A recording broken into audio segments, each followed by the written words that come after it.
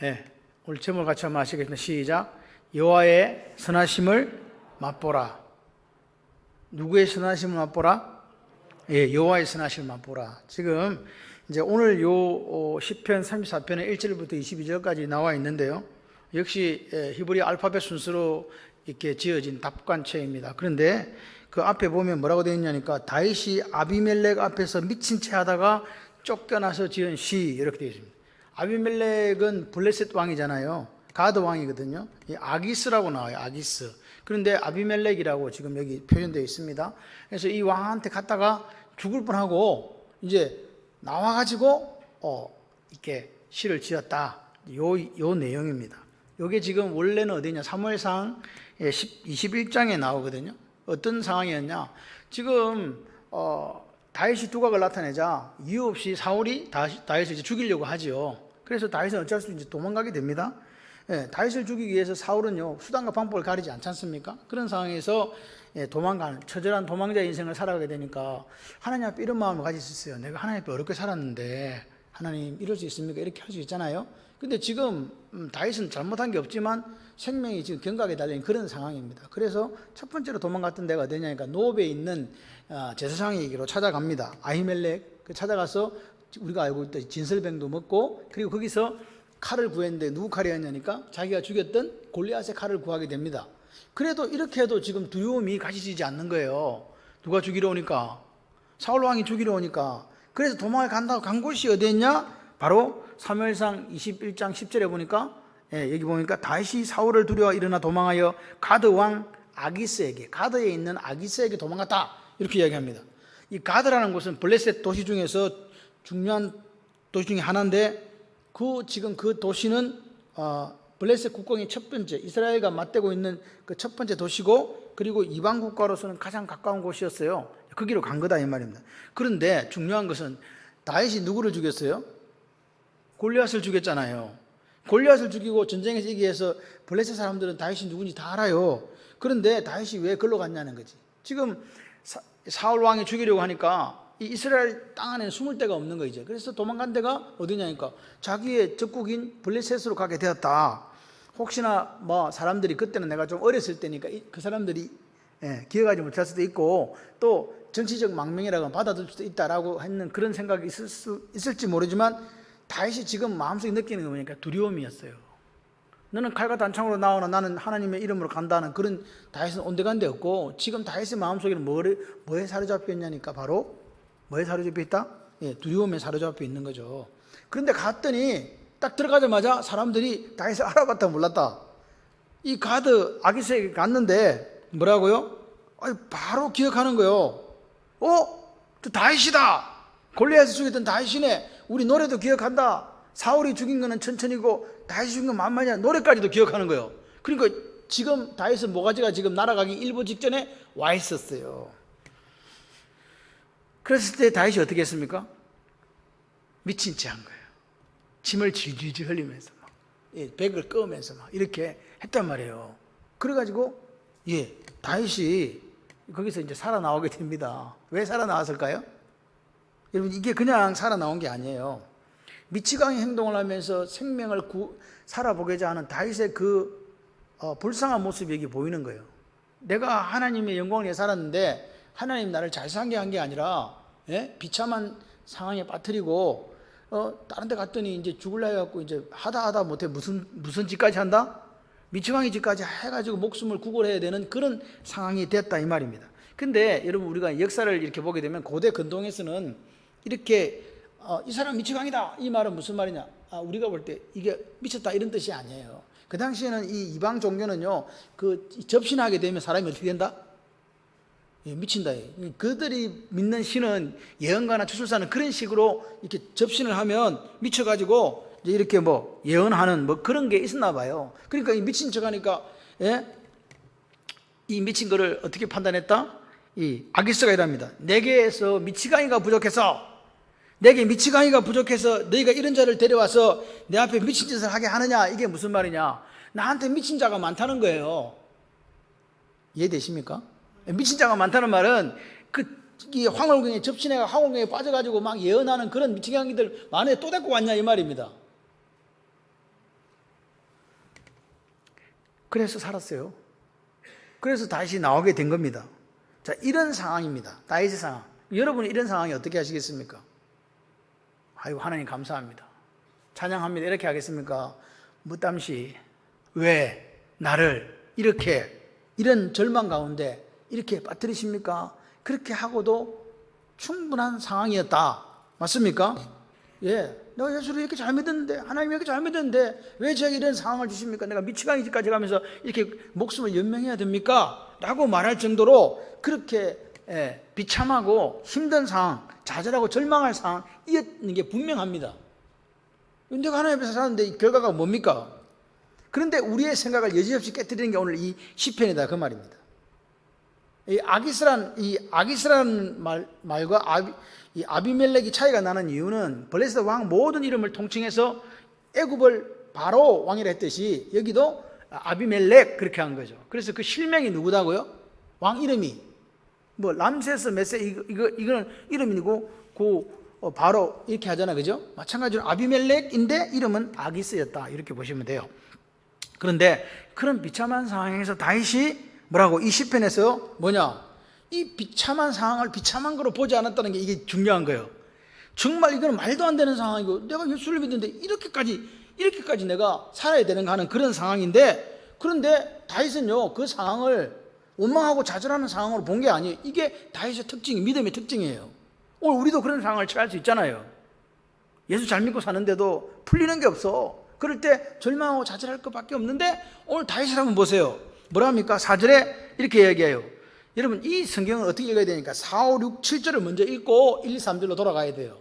자기가 어떤 하나님인가를 지금 먼저 고백하는 거예요. 그러면서 뭐라고요? 송축하고 찬양하고 자랑해라, 이렇게 이야기하는 거거든요. 이해되십니까? 그래서 4절, 5절, 6절, 7절을 보게 되면 내가 간구하며 응답하시는 하나님이라 그러는 거예요. 4절 보세요. 내가 간구하며 응답하고 건지시다 그랬죠?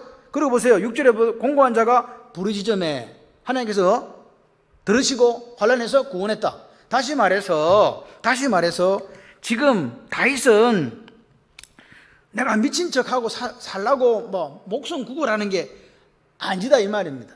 그런 상황에서 나는 뭐 했다는 거예요? 지금 부러지졌다는 거예요.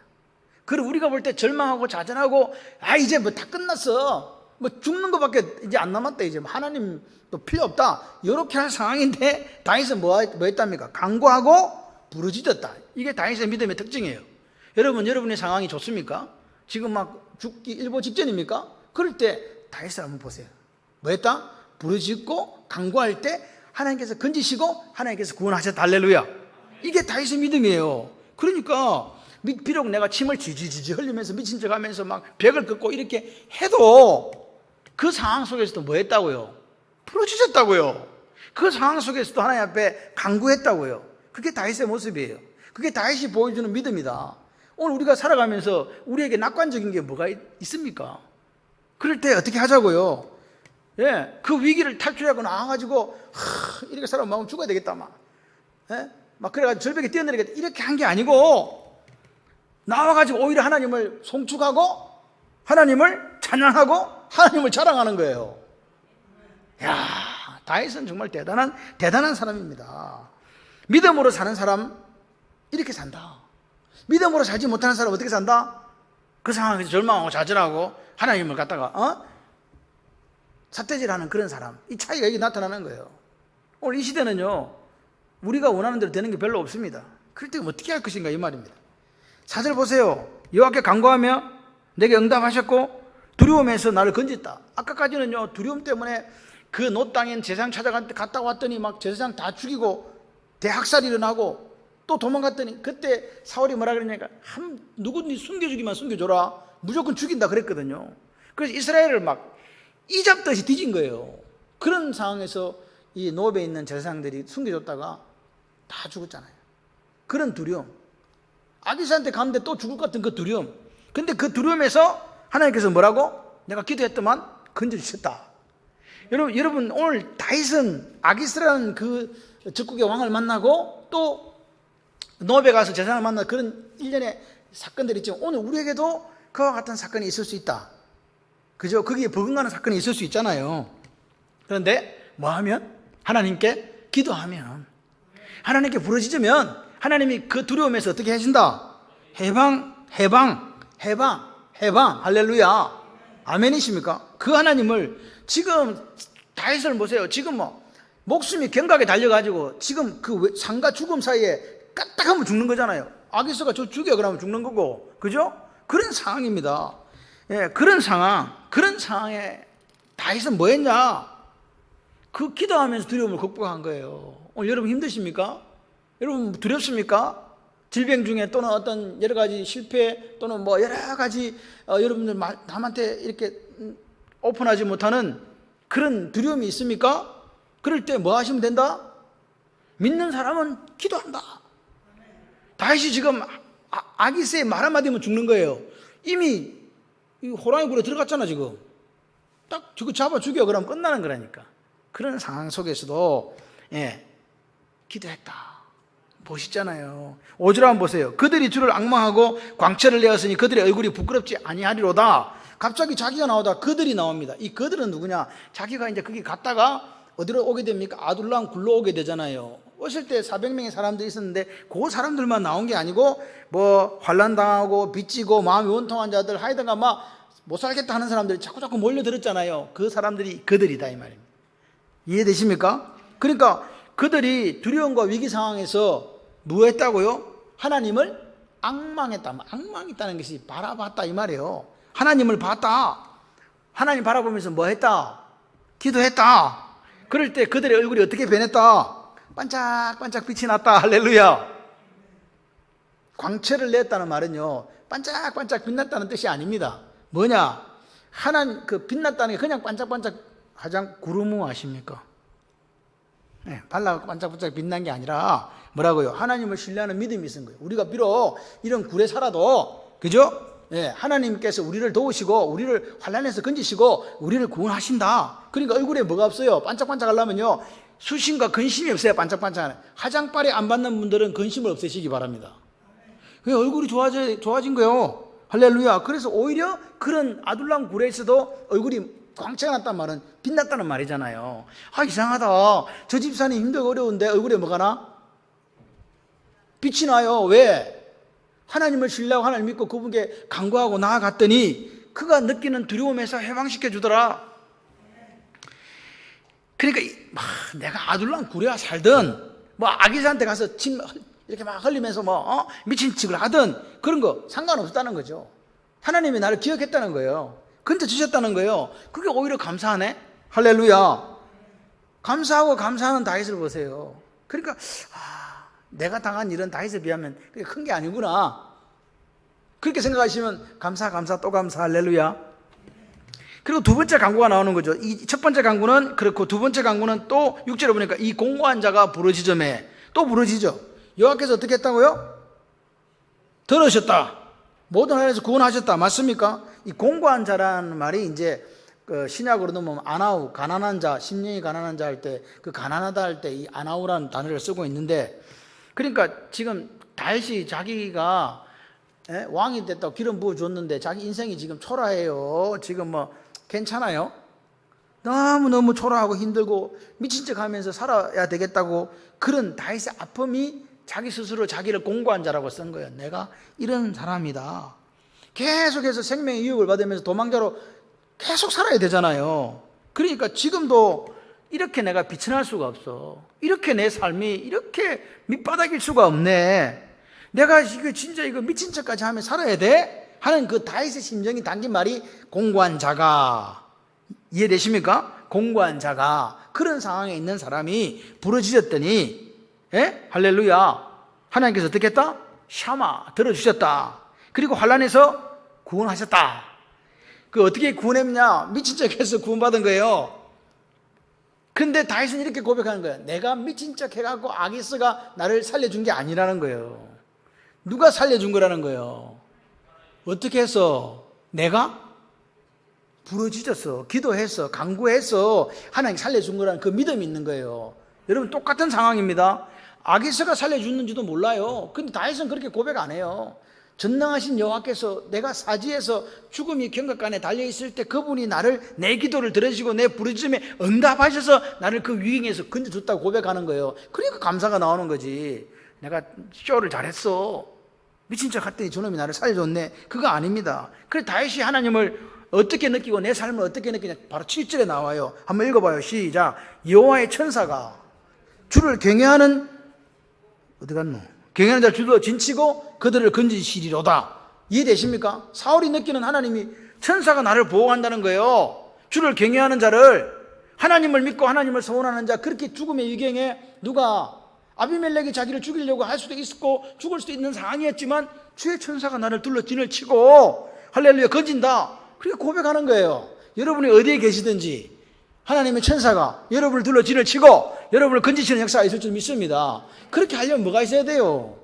하나님에 대한 신뢰가 있어야죠. 하나님에 대한 믿음이 있으셔야 돼요. 내가 어느 곳에 있든지 전능하신 하나님께서 나를 어떻게 하신다?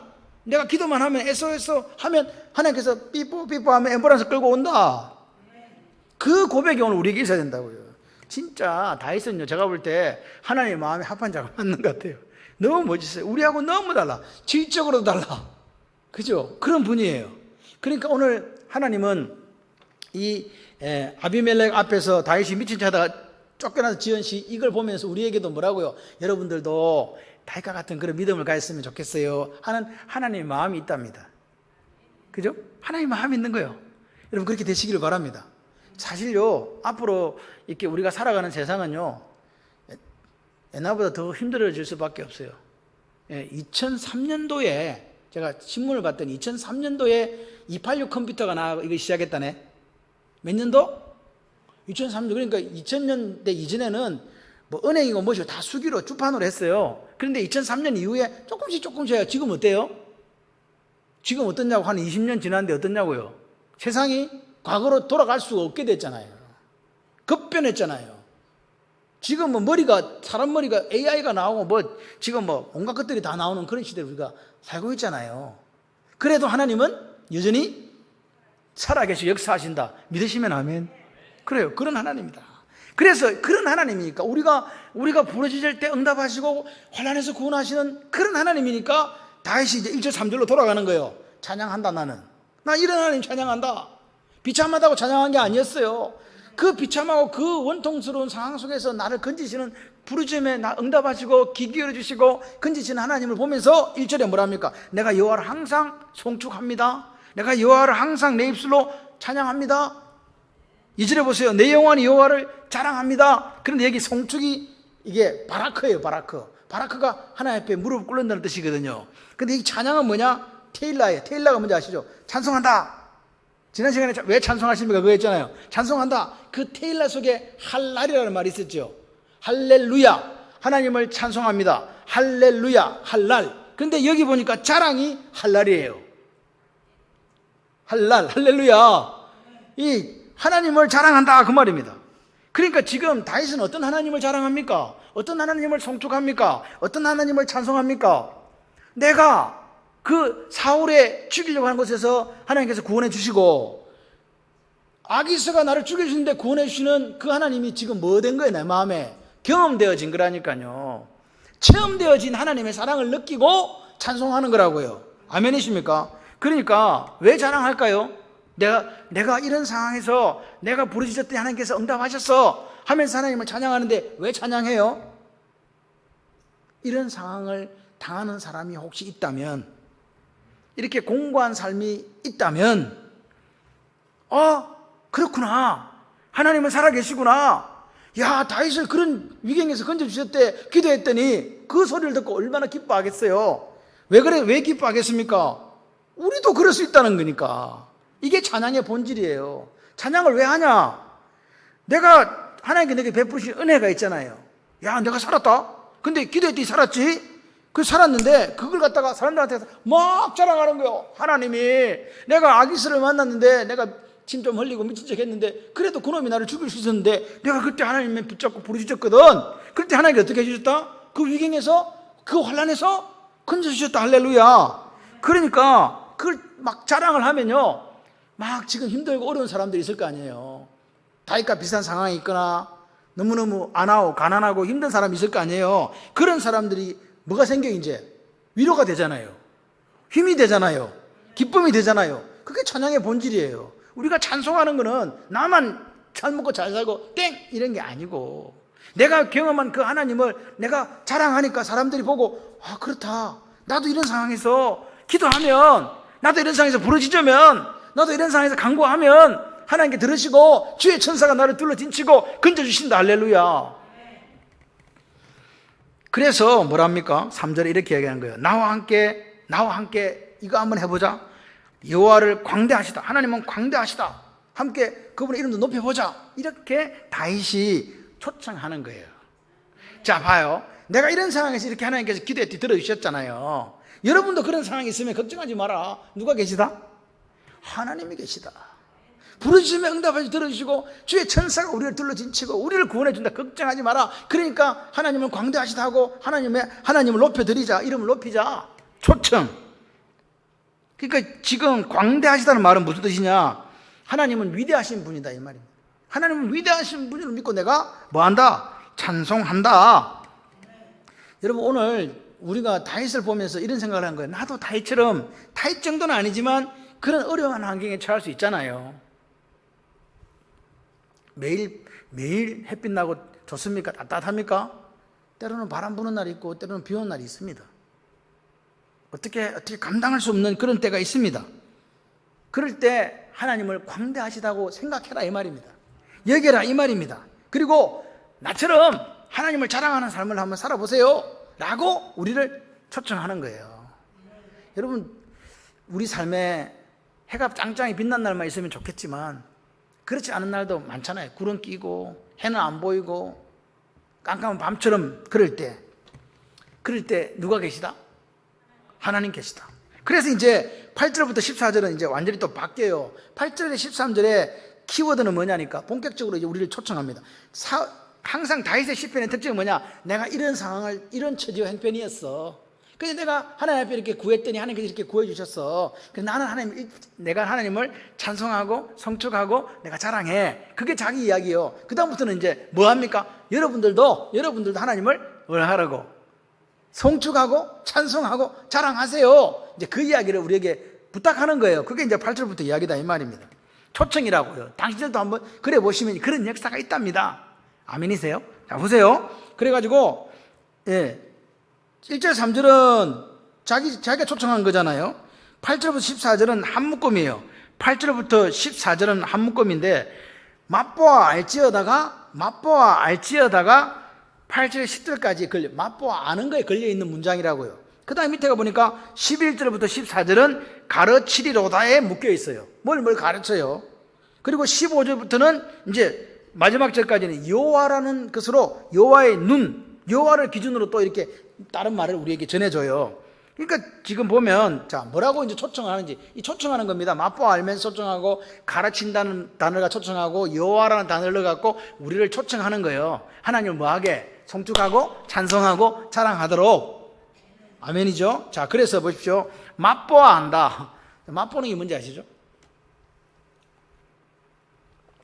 맛을 본다는 게 뭐예요? 8절에 보니까 너희는 여호와의 선하심을 맛보아 알지어다. 맛보아 아는 거는요, 맛을 본다는 말은요, 이게 된장인지 고추장인지는 어떻게 해봐야 돼요? 찍어갖고 그치? 그게 이거예요. 맛보아 아는 거예요. 체험적으로 경험하는 거. 이게 보니까 영어로는 뭐 taste and see라고 되는데, see라는 말이 이제 본다는 말이거든요. 근데 이걸 이제 묶어가지고 제대로 체험하고 경험한 거를 맛보아 안다 그랬어요. 맛을 본다는 말을, 맛을 본다, 일단 찍어봐야 돼. 그죠? 찍어봐야 된다. 제대로 깨닫고 체험한다 이 말입니다. 이 맛보아 안다는 말이 영어로는 see입니다. 바라보다는 뜻인데 안다는 말이 라라고 돼요. 라라는 뜻 자체가 경험하고 관찰한다는 뜻이 있어요. 라, 본다는 뜻이 있는데 경험하고 관찰한다. 그러니까 보세요. 이 맛보아 안다는 말은 다윗처럼 여호와께서 우리의 기도를 들으시고 응답하시는 체험을 통해서 아는 걸 이야기하는 거예요. 이해되시죠? 이게 다윗이 체험한 거예요. 내가 그런 아기스한테 죽을 수밖에 없는 상황에서 뭐 했더니, 기도했더니 응답했어. 나는 그 하나님을 체험했걸랑 그 말입니다. 그래서 뭐라고 이야기합니까? 밑에 여호와께 피하는 자는 뭐가 있다? 복이 있다. 여호와께 피하는 자는 복이 있다. 이게 에쉐르거든요. 이게 신약에 보면 팔복이나 마카리오스예요. 그러니까 다윗이 기도했던 기도를 통해서 체험했다 이 말이거든요. 이게 다시 해보세요. 그에게 보세요. 복이 있다 이 말을 하면 에쉐르, 마카리오스, 행복하여라 하나님께 피하는 사람아 이렇게 이야기하는 거거든요. 하나님을 통해서 뭘 체험했어요? 죽음에서 구원받았잖아. 뭐요? 기뻐요? 즐거워요? 기쁘고 즐겁잖아요. 그거 지금 이야기하는 거예요.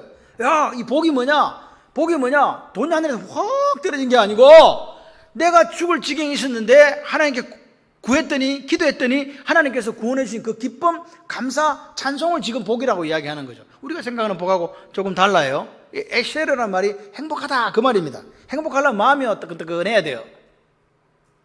그죠? 마음이 따끈따끈하더라. 마음이 따뜻해지면 행복해진 거예요. 마음이 잡잡하면 지금 약간 곤란한 상태고 마음이 따뜻해졌다 그 말입니다. 예, 극단적인 어려움 그 위경 속에서 다윗은 뭐라고요? 미친 척 하면서까지 구원받은 후에 목숨을 딱 살림받은 후에 다윗은 하나님의 은혜를 경험하면서 하나님이 계셔서 내 기도를 들어주셔서 내가 살았지 너무너무 감사해요. 이걸 복이라고 했다 이 말입니다. 돈을 많이 벌어서 복이라고 한 것도 아니요, 출세를 해서 복이라고 한 것도 아니요, 그런 목숨을 살려준 하나님 앞에 그 기쁨을 누리면서 감사한 이게 복이라고요. 이런 경험을 맛보아 안다 이렇게 표현했다 그 말입니다. 그러니까 다윗은요 이걸 적으면서 내가 다윗은 시인이고 다윗은 신학자고 다윗은 믿음의 사람이에요.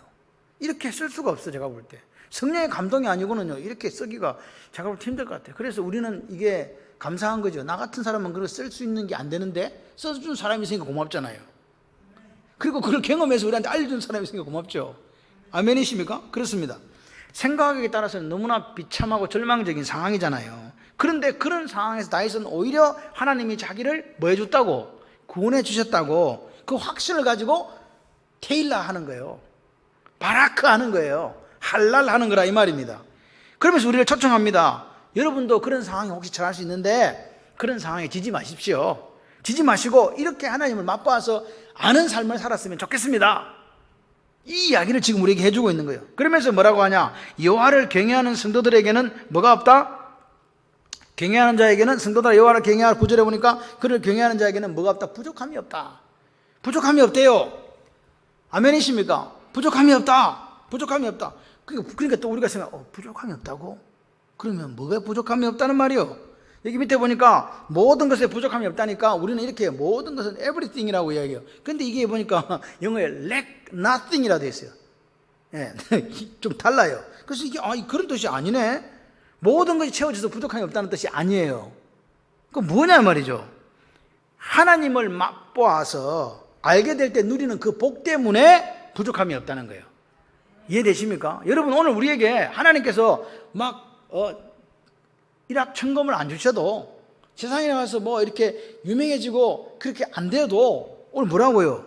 하나님을 맛보아 경험한 사람들이 누리는 복 있는 이 사람이 뭐라고요? 부족함이 없다고요.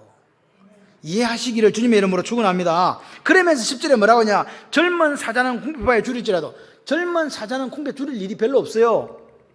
젊은 사자는 힘이 좋기 때문에 뭐든 쳐서 먹을 수가 있거든요. 사냥 잘해요. 근데 젊은 사자가 사냥 못해가 굶을 때가 있다네? 이 뜻은 뭐냐? 자신의 힘과 능력으로 살아가는 사람을 젊은 사자라고 하는 거예요. 오늘 우리가 하나님이 있는데 여러분 힘과 능력으로 솔직히 살려고 합니까? 안 합니까? 하나님 잠깐만 계세요. 잠깐만 조금만 계세요. 내가 내 능력으로 좀 살아볼 테니까 내가 이런 사람을 보여드릴게요. 이렇게 생각하며 살아가는 사람이 있습니다. 그런 사람 뭐 한다고요? 궁핍하에 줄인다고요. 여호와를 찾는 자는 뭐라고요? 모든 좋은 것에 부족함이 없다. 아까도 말씀드린 모든 좋은 것이 뭐라고요? 막 그런 게 아니라 그랬잖아요. 하나님의 선하심을 맛보아 아는 그 복, 할렐루야. 그 복이 지금 뭐라고요? 부족함이 없다라고 표현하고 있습니다. 자꾸 세상적인 관점에서 이 복이라니까 막 사람들이 막 설교를 해요. 모든 것에 부족함이 없습니다. 아도 일맥 낳고 막 돈은 돈대로 주렁주렁 들어오고 막 세상에 나가면 출세하고 애들은 제일 좋은 데 가고 막 안 막히는 거 없이 다 만사행통합니다. 그 이야기가 아니라고요. 이해되시면 아멘. 모든 것에 부족함이 없다는 말을 세상적인 관점에 자꾸 바라보려니까 교회가 세속화되는 거라고요. 세상과 똑같아지잖아요. 모든 좋은 것이 다윗이 누렸던 기쁨과 감사라고요. 그게 복이라고요. 여러분도 오늘 하나님이 내가 기도해서 응답해 주셔서 이런 어렵고 힘든 상황 가운데서 나를 구원해 주셔서 감사해요. 그러면 여러분 복 있는 사람이에요. 그 이야기 하는 거예요. 그러면서 11절에 여호와를 11절 한번 보세요. 너희 자녀들아 이제 가르친다 그랬죠. 뭘 가르쳐요? 여호와 경외하는 법을 가르친다 그래요. 이 가르친다는 말에 걸린다 그랬죠. 가르친다. 그러니까 여호와를 경외하는 법을 가르쳐 주는 거예요. 여호와를 경외하는 법이 뭐냐 이 이야기입니다. 12절 한번 보세요. 생명을 사모하고 연수를 사랑하여 복받기를 원하는 사람에게 내가 경외하는 법을 가르쳐 주겠다. 이해되십니까? 그게 13, 14절이에요. 어떻게 살아야 된다? 혀를 한번 읽어봐요. 13, 14 시작. 내 혀를 악에서 금하며 입술을 거짓말에서 금하고, 그 다음 14절에 보니까 뭐요? 악을 버리고 선을 행한다 이 말, 선을 따라간다 그런 생활을 해야 된다. 그 다음에 뭐요? 화평을 찾아 따를지어다. 다시 말해서 혀에서 악을 금하고 입술에서 거짓말 하지 말고 악을 버리고 선을 따르는 생활하고 화평을 찾아 따르는 삶이 되는 사람이 어떤 사람이다? 여호와를 경외하는 사람이 사는 법이다 그 말입니다. 여호와를 야래 하나님을 제대로 믿고 하나님을 따라가는, 다시 말해서 예수 그리스도를 따라 아콜루데오 제자된 삶을 사는 사람은 혀에서 악을 금하고 입술에서 거짓말 금하고 악을 버리고 선을 따르는 생활하고 화평을 찾아 따르는 그 생활을 하는 사람이다 그 말이에요. 그런데 희한해요. 여호와를 경외하는 것이 그렇게 예배 드리라고 말도 없고 안식일 지키라는 말도 없고 말씀 읽으라는 말도 없고 전도하라는 말도 없네. 지금 뭐 이게 무슨 말입니까? 혀를 악에서 금하고 입술을 거짓말하지 말고 악을 버리고 선을 따르는 생활을 해야 되고 화평을 찾아 따르는 사람이 돼야 된다. 이게 무슨 말입니까? 우리가 경건하다는 말은 예배하고 자꾸 연결을 시키는데 다윗은 그렇게 이야기하는 게 아니에요. 같이 한번 해보실래요? 생활 속에서 경건을 실천하십시오. 생활 속에서 경건이 드러나야 된다.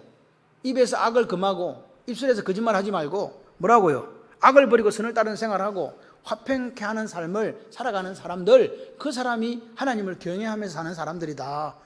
아멘? 그렇게 지금 이야기하는 거죠. 그러니까 오늘 이게 뭐냐?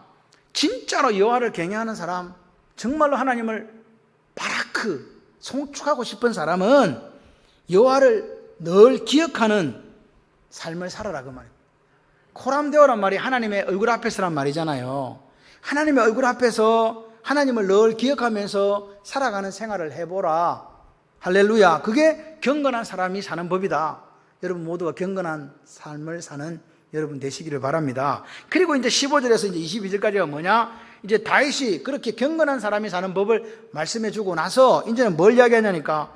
그러니까 앞에는 누가 경건한 사람이냐? 악을 입에 혀에서 금하고 입술에 거짓말하지 말고 악을 버리고 선을 따르고 화평을 찾아 따르는 사람이 되야 된다. 이렇게 사는 사람이 경건한 사람이라고 했는데 그 다음에는 뭐냐?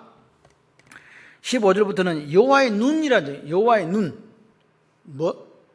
여호와의 눈이라는 주제로 가요. 다시 말해서 여호와의 눈, 그러면 눈은 뭐 하는 거요? 보는 거죠. 다시 말해 여호와의 눈은요, 같이 해봐요. 하나님은 속지 않으십니다. 이걸 좀 더 고차원적으로 설명, 기만당하지 않는다. 그 뜻으로 여호와의 눈을 우리에게 이야기하는 거죠. 그리고 보세요. 16절에는 보니까 뭐라고 되어 있냐니까 여호와의 얼굴은, 지금 눈 이야기했다가 그 뒤에 보면 귀 이야기 나와요. 15절 중간에 그의 귀는, 그리고 다시 16절에 여호와의 얼굴은. 그러니까 이게 지금 그 다음에 18절에 가보면 여호와는 마음이 상한 자를 이렇게 가요. 그리고 22절에 여호와께서 이렇게 해요. 그러니까 지금 여호와의 눈, 여호와의 귀, 여호와의 얼굴 뭐 이런 식으로 여호와에 대해서 계속 이제 설명을 해주고 있습니다. 그 여호와의 눈은 무슨 눈일까요? 감찰하시는 눈이에요. 감찰하시는 하나님은 살피시는 하나님의 뜻이거든요. 근데 여기서 감찰하는 하나님은 심판하시려고 이렇게 보는 게 아니고 뭐 하려고요? 의인을 찾으신다고. 의인은 뭐냐? 여기 나오는 앞에 경건하게 살고자 하는 사람, 경건하게 사는 사람을 의인이라 그랬어요. 이해되시죠? 그 사람들을 찾는다고요. 그래서 17절에 여호와의 지금 15절에 그의 귀는 그들의 부르짖음에 귀 기울이고 17절에 의인이 부르짖음에 여호와께서 뭐 하시고? 들으시고. 귀에 대한 이야기를 지금 우리에게 해주는 거죠. 다시 말해서 하나님의 귀는요, 귀를 기울이시는데 누구에게 기울인다고요? 의인들의 부르짖음에 귀 기울인다고요. 의인이 누구예요? 여기 나오잖아요. 예. 경건하게 사는 사람들. 어떤 사람들? 혀에서 악을 금하고 입술에서 거짓말 금하고 악을 버리고 선을 따르고 화평을 찾아 쫓아가는 사람들, 할렐루야. 생활 속에서 하나님을 늘 기억하면서 그렇게 경건을 실천하는 사람들의 그 소리를 듣는다. 아멘. 그렇습니다. 그러니까 오늘 16절에 그런데 반대로 여호와의 얼굴은 어떤 사람들에게 향한다? 악을 행하는 사람들에게 향하셔서 그들의 자취를 땅에서 끊으신다. 이 영어 성경에는 뭐라고 되니까 to cut off the memory of them from the earth. 그 사람들의 기억을 싹 지워버린다. 야, 세상에 살았는데 그 사람들의 기억 자체가 없어. 누가 살았는지 흔적도 없다 이 말입니다. 자치 자체를 싸그리 없애버린다고. 하나님 눈이 어디를 향한다고요? 하나님의 얼굴이 악을 행하는 자들을. 지금 우리 이거 보니까 경건한 여호와를 경외하는 게 뭐냐니까 악을 금하고 입술에 거짓말 금하고 악을 버리고 선을 따르는 사람, 이 사람들은 하나님께서 귀를 기울여 들어주시고 악을 행하는 사람들은 자치도 없이 싸그리 썰어버리시겠다. 그게 하나님의 우리에 대한 음성이에요. 그러니까 여호와를 경외하는 사람이나 하나님께서 찾으시는 사람이나 같은 사람이다, 다른 사람이다. 같은 사람이에요. 하나님께 찾으시는 의인, 귀를 기울이신 사람이나 하나님 앞에 경건하게 살고자 하고 생활 속에서 하나님을 기억하는 사람, 이 사람은 같은 사람이다. 아멘이십니까? 그 말이 의인이에요. 악을 행하는 사람은 악인이고, 이해되시죠? 의인은 하나님을 경외하는 사람, 그리고 뭐요? 하나님께서 찾으시는 사람. 악인은요, 반대지 뭐. 여기 있잖아요. 입에는 악이 있고, 혀에는 악이 있고, 입술에는 거짓말만 있고, 악을 버리는 게 아니라 달고 다니고, 선을 따르는 게 아니라 선은 쳐다보지도 않고, 화평은 그냥 맨날 쌈박질은 하고, 이런 사람들이 악인이지.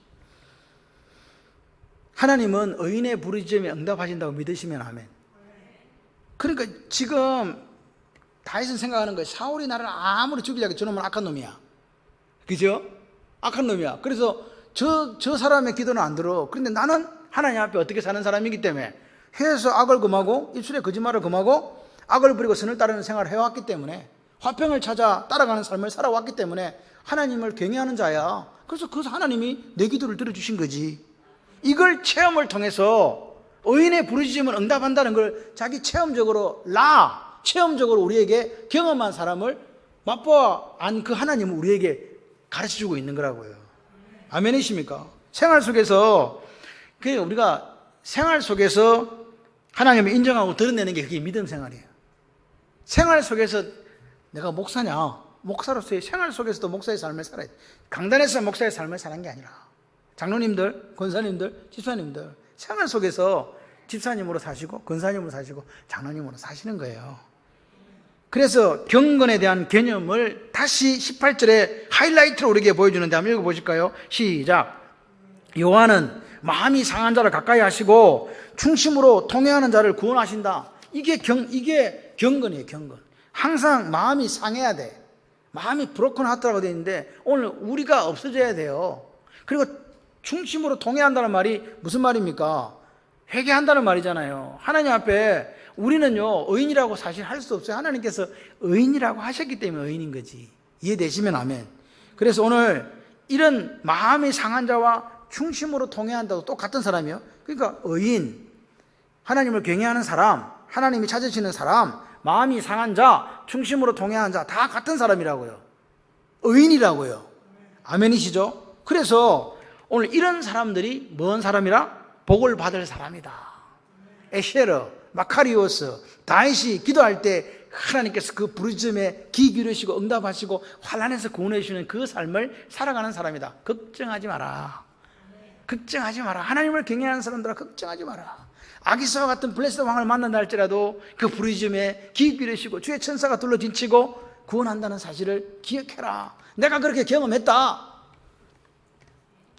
여러분 의인에게 여기 보시면 고난이 19절에 많다 그랬습니다. 의인에게 고난이 많다 적다? 하나님을 경외하고 살려면 고난 많다 적다? 마음이 상하고 중심으로 통회하고 그죠? 하나님 앞에 그렇게 하나님 찾는 자로 살아가려니까 고난이 적다 많다. 여러분 속에 고난이 하나도 없으면요 아마 버린 자식일 수도 있어요. 근데 예수님이 제대로 내가 하나님의 사람으로 살아보려니까 힘들어. 그런 분들은요 하나님 앞에 감사하시기를 바랍니다. 그런 사람들의 고난이 많지만 그런 사람들의 의인들의 고난에 두지 아니하시고 어떻게 한다고요? 건져주신다. 고난에서 건져주시고 환난에서 건져주시고 계속 그 이야기 지금 하는 거예요. 그리고 21절에 보니까 악이 악인을 죽일 것이라. 이게 악이 악인을 죽일 것이라. 의인을 미워하는 벌 받으려. 이 무슨 말이냐? 사울이요, 자기 악 때문에 자기가 죽는 거예요.